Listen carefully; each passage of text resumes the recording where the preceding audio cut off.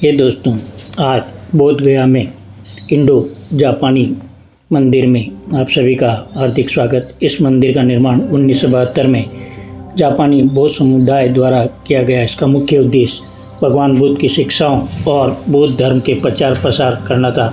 इस मंदिर में पूरी तरह लकड़ी से बना है, पारंपरिक जापानी मंदिरों की शैली को दर्शाता है।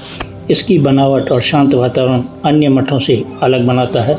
मंदिर के अंदर भगवान बुद्ध की एक भव्य काले पत्थर की मूर्ति स्थापित है, जिसकी दीवारों पर जापानी शैली की सुंदर पेंटिंग्स और नक्काशी की गई है, जो बुद्ध के जीवन की महत्वपूर्ण घटनाओं को दर्शाती है। मंदिर में अक्सर जापानी भिक्षुओं द्वारा प्रार्थना और जाप किया जाता है। मंदिर परिसर में एक स्कूल भी चलाया जाता है, जहाँ स्थानीय बच्चों को औपचारिक शिक्षा के साथ साथ बौद्ध धर्म के बारे में बताया जाता है। दीवार दाईं ओर आप एक विशाल पेंटिंग देख सकते हैं, जिसमें बहुत से लोगों ने को बुद्ध की ओर देखते हुए या प्रार्थना करते हुए दिखाया गया है। संभवतः बुद्ध के उपदेशों और वैश्विक प्रभाव को दर्शाती है। यह मंदिर विश्व शांति के संदेश को फैलाने के लिए बनाया गया। यहाँ की सादगी मन को बहुत सुंदर सुकून देती है। इंडो जापानी मंदिर भगवान बुद्ध की बहुत ही सुंदर काले पत्थर की प्रतिमा है, जो ध्यान मुद्रा में कमल के आसन पर विराजमान है।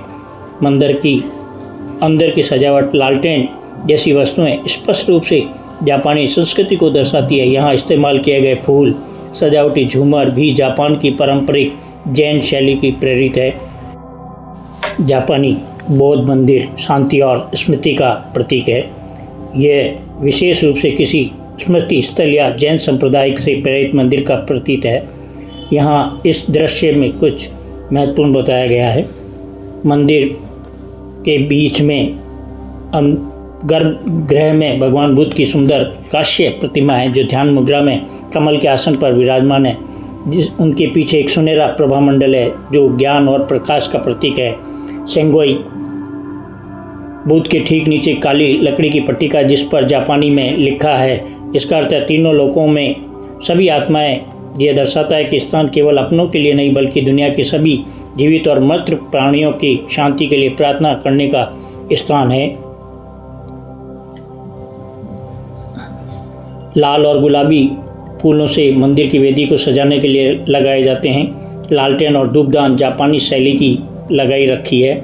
इस मंदिर में क्योटो और या हिरोशिमा जैसे शहरों में अक्सर देखे जा सकते हैं, जहाँ बुद्ध की शिक्षाओं के माध्यम से शिक्षा बच्चों को दी जाती है। बुद्ध के सामने काली का पट्टिका है।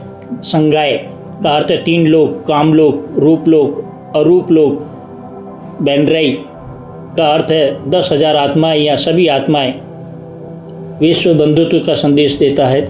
यह दर्शाता है बुद्ध की करुणा और किसी एक देश या धर्म के लिए नहीं, बल्कि पूरी मानवता के लिए है। जापानी शांति मंदिरों में ऐसे चित्र अक्सर युद्ध के बाद शांति और प्रार्थना के रूप में बनाए जाते हैं। जापानी वेदी पर अक्सर कमल के फूलों का उपयोग किया जाता है, जो पवित्र कमल कीचड़ में खिलता है। इस बात का प्रतीक है कि इंसान दुखों के बीच में रह कर के निर्वाण या शांति को प्राप्त कर सकता है। दोनों हाथों को जोड़कर इस मंदिर में झुकना पड़ता है, सम्मान और श्रद्धा का प्रतीक है। अगरबत्ती जलाना जापान में माना जाता है। ओ सैन को गैसो, दोनों हाथ जोड़ना। ओ सैन को अगरबत्ती जलाना। अगरबत्ती का धुआं प्रार्थनाओं को बुद्ध तक ले जाता है, जो मन को शुद्ध करता है। ओ मिजू, बुद्ध के सामने साफ पानी चढ़ाया जाता है। ये जीवन की पवित्रता को दर्शाता है। जापानी मंदिरों का मतलब है यहाँ उन लोगों के लिए प्रार्थना की जा रही जिनका इस दुनिया से कोई लेना देना नहीं है, जिन्हें भुला दिया गया। निस्वार्थ प्रार्थना का एक सुंदर उदाहरण है।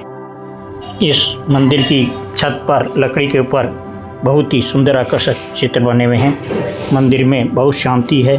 उड़ते हुए कबूतर, पक्षियों के चित्र, महात्मा बुद्ध की ध्यान अवस्था में कलाकृतियाँ।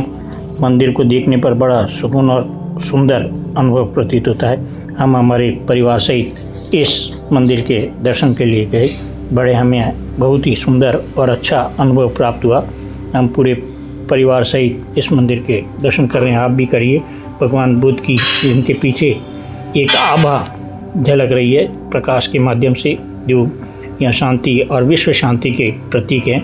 आप देखेंगे लाल रंग के कमल के फूल और दूसरे फूल भी सजाए गए हैं। दीवारों को बहुत ही सुंदर ढंग से सजाया गया है। अगरबत्ती वगैरह धूप ध्यान चालू है। अब हम इस मंदिर के दर्शन करके अब अगले मंदिर की ओर प्रस्थान करेंगे। जय महात्मा बुद्ध। बुद्धम शरणम गच्छामि।